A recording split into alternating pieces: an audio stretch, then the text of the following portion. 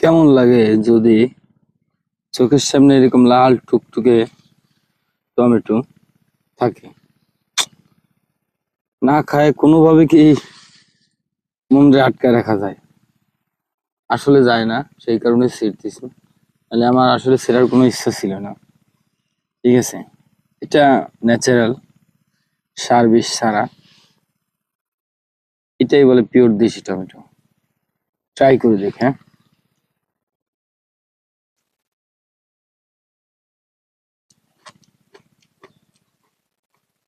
দেশি টমেটোর বৈশিষ্ট্য হলো এটা একটু টক টক,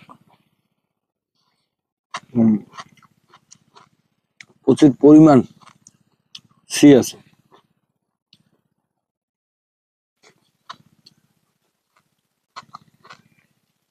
ভালো পরিমাণ টক। কারণ কিছুক্ষণ আগে বেশ কিছু টমেটো খাইছি,